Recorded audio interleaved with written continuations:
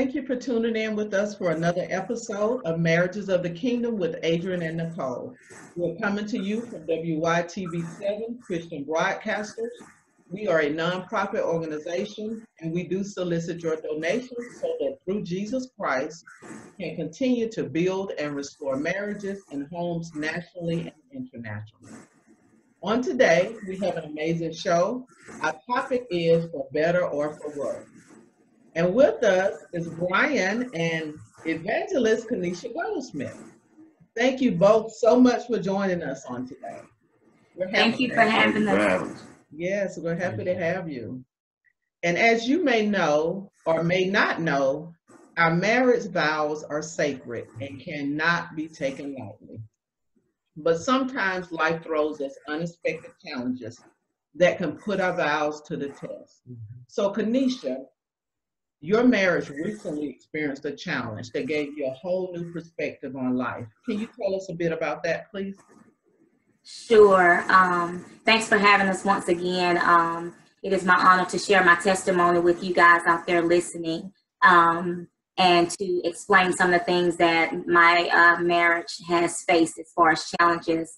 Me and my husband met in high school. I'll let him give you some background about that, but we've been together since high school, and we've been through a lot in our marriage.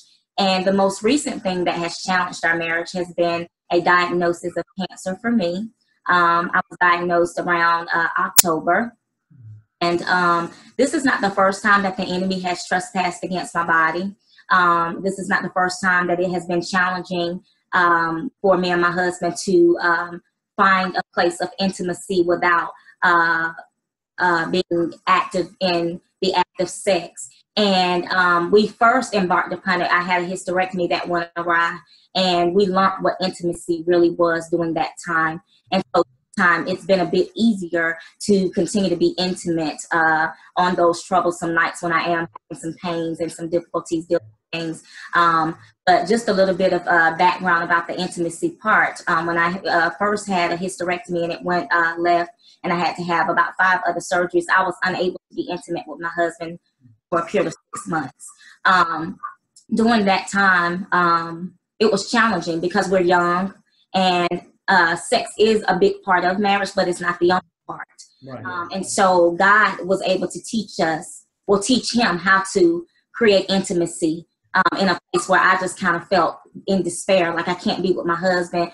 And those thoughts got in my head. What if he cheat on me? What if he gets tired of taking care of me? What if he gets tired of this? So he pretty much developed the new intimacy that we created as far as just having candles and the rub downs and stuff and different things like that we started to do. That's very good. That's very good. Okay. And Bryan, with everything that's going on, how has this sickness affected your intimacy with your wife? And how were you able to still connect with her on an intimate level?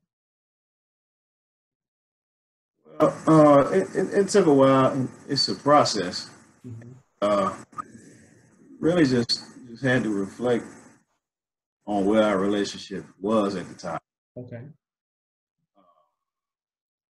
And at that time, with the infidelity issues, we had a lot going on, and really it was just the sex. Okay. Pretty much keeping things around, things afloat, pretty much. And we weren't talkative, so how we kind of worked on things is we just kind of spend time together. Okay. Whether we just talk and reflect on things in the past, or, the future, where we want our relationship, relationship goals, pretty much.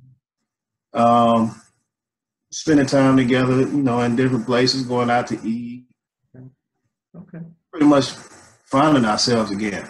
Okay. That sounds very good. Now, and you mentioned something about the past and finding yourself again. Take us back to the beginning, if you will, when you first laid eyes on her, and the eye feeling and said, "That's her. That's the one." Right. Take us back.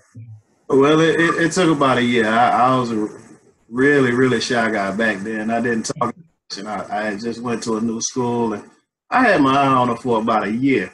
Okay. even said anything. So I think senior year one day, I just caught up by myself because I was kind of afraid to catch her in the crowd. So that was my perfect opportunity to strike. And Okay. I was a big writer back then, so I made it kind of easy through love letters all the time. That's good. That's good.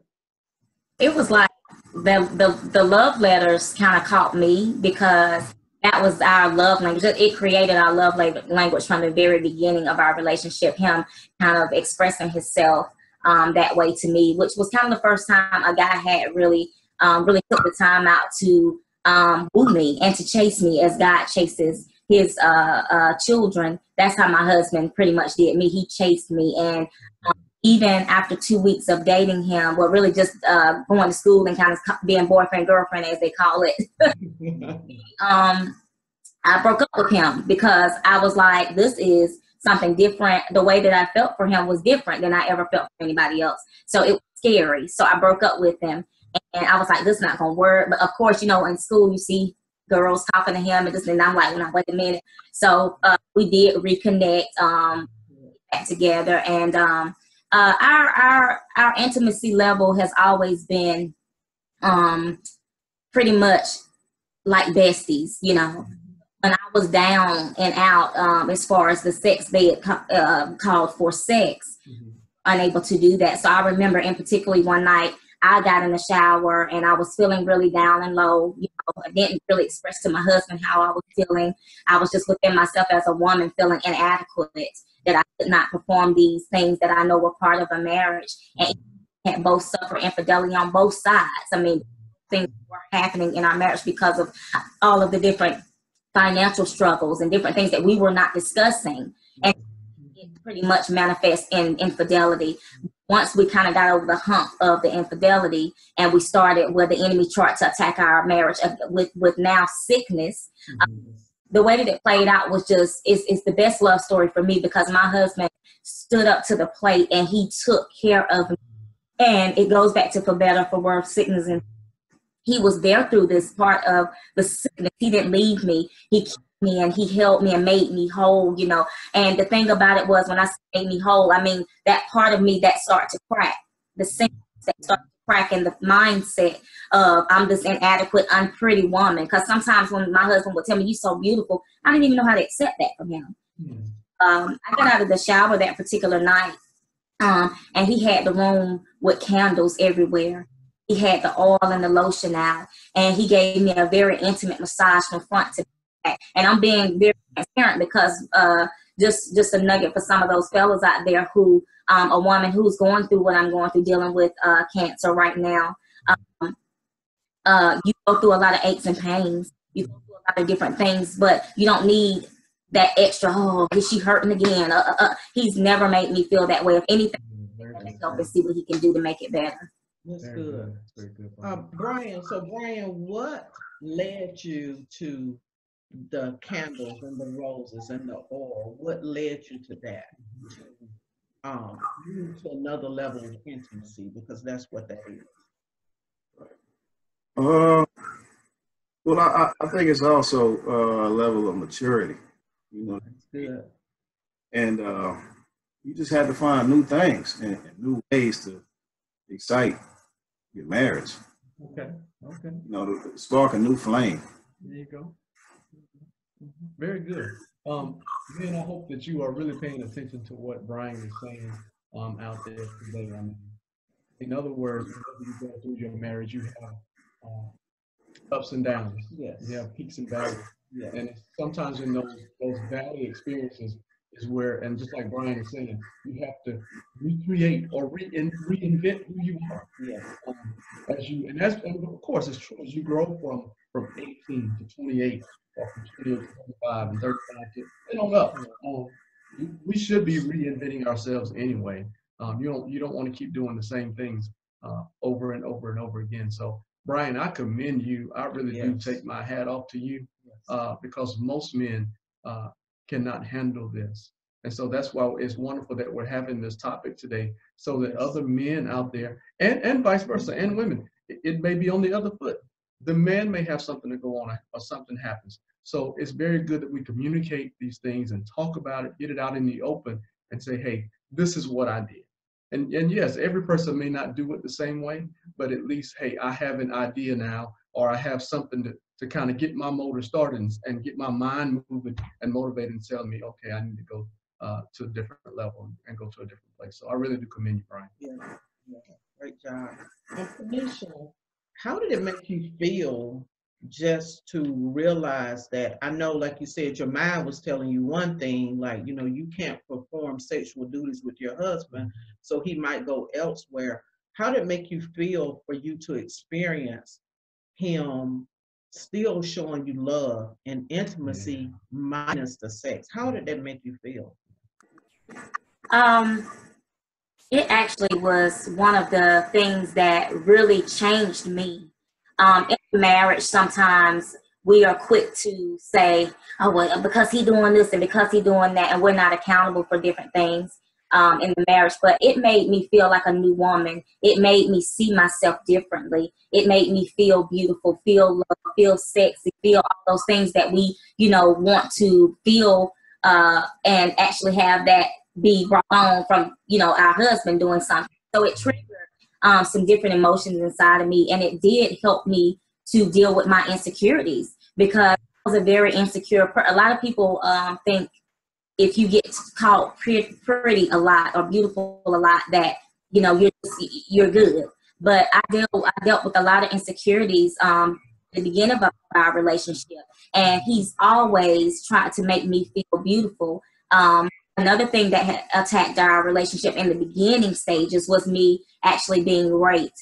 And my husband, instead of, there were nights that we were intimate that I would start shaking uncontrollably and we could not finish. Most guys would get upset, get mad, leave, storm out the door, whatever. He never did that. He held me and let me cry, let me vent, and he helped me to deal with that. I didn't have to confront the person who violated me, because my husband called out those things in me to help me deal with that and to help me get closure.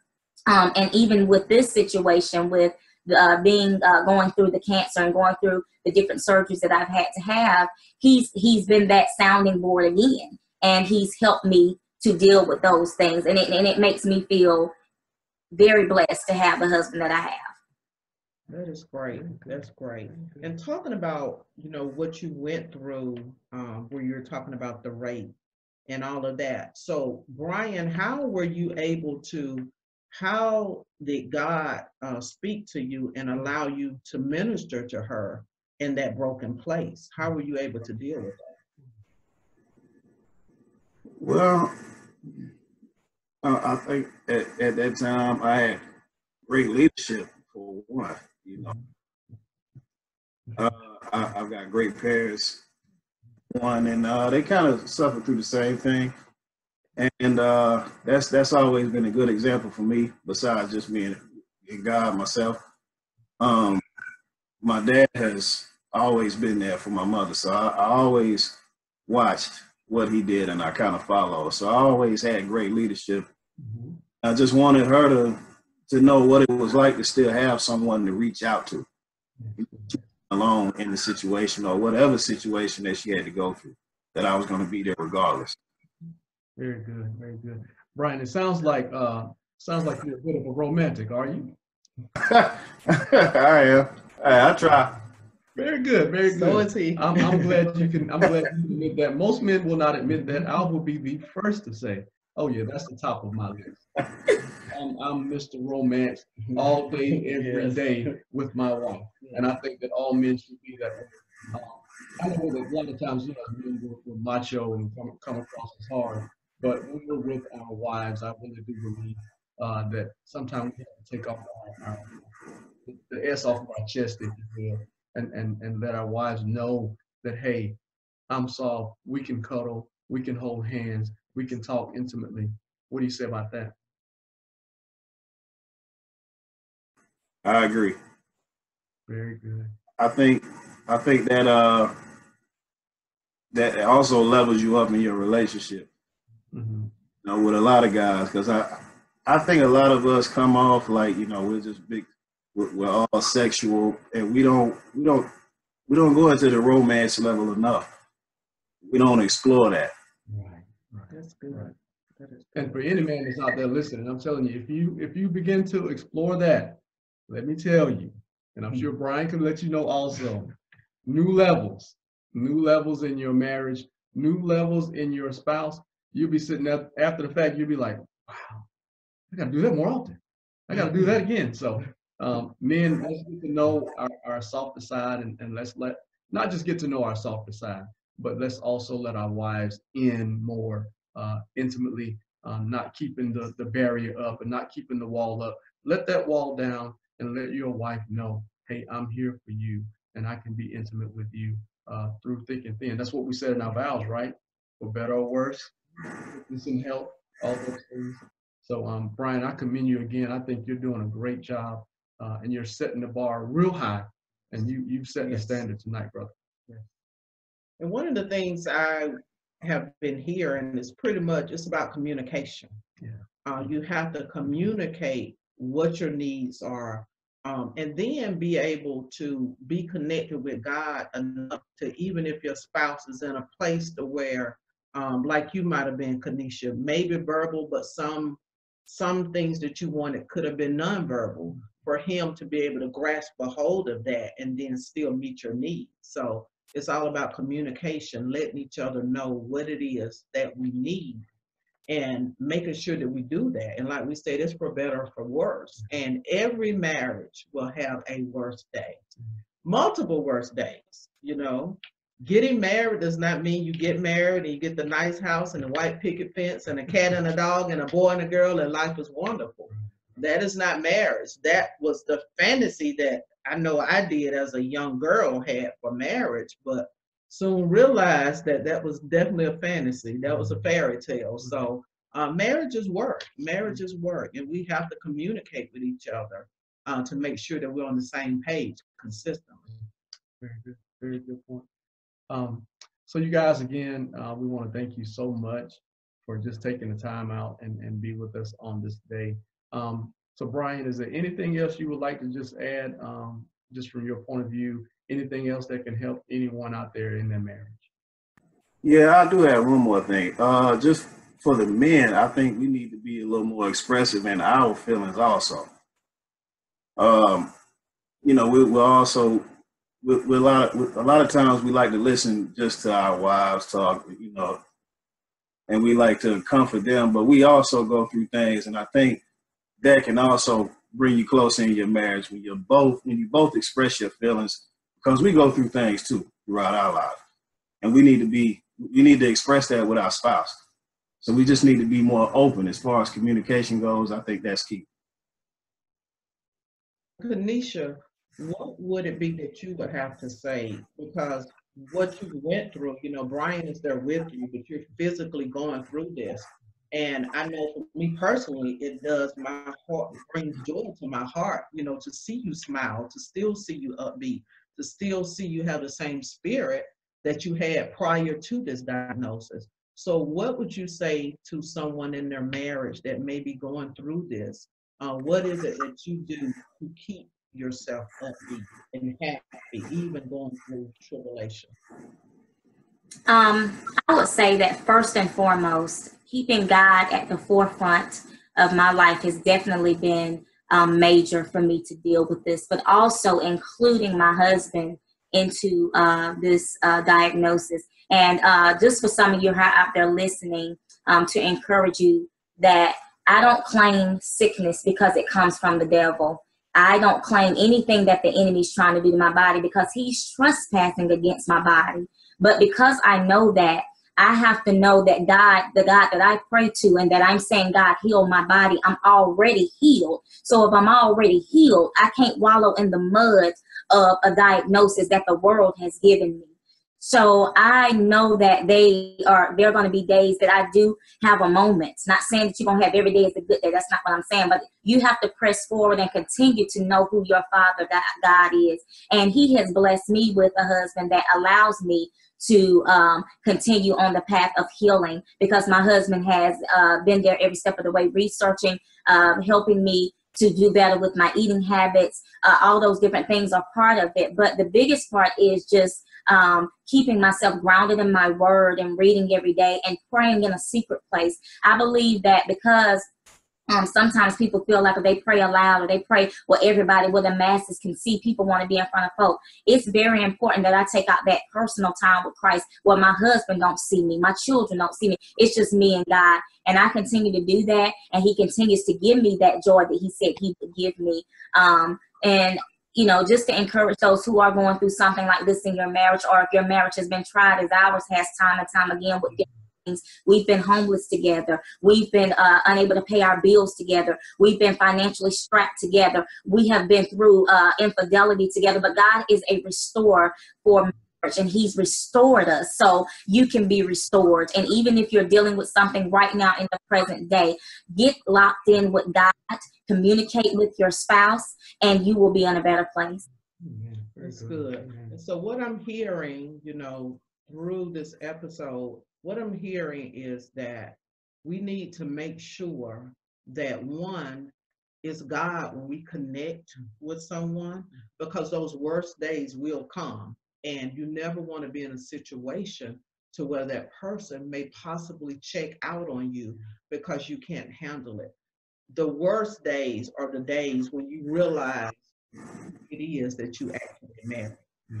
Because it's exciting, it's wonderful when everything is going great. It's everybody gets along at that point, but you really realize the marriage and the foundation of your marriage when you're going through trials, when those worst days come. So it is a blessing. We thank God that you guys were able to join us on today and share your story, and I know you will continue to share it because it needs to be heard. Thank you again for having us. Very good. All right, everyone. Well, that is our show for today. And we do thank you for tuning in with us on WYTV, Christian Broadcasters Network. We are Marriages of the Kingdom with Adrian and Nicole. And if you would like to contact us, please visit our website, which is marriagesofthekingdom.com. Again, that's marriagesofthekingdom.com. You can also email us at marriagesofthekingdom@gmail.com. Again, that's marriagesofthekingdom@gmail.com. Or you can contact us via phone at 1-864-553-8643. Until next time, please continue to be intentional about your marriage.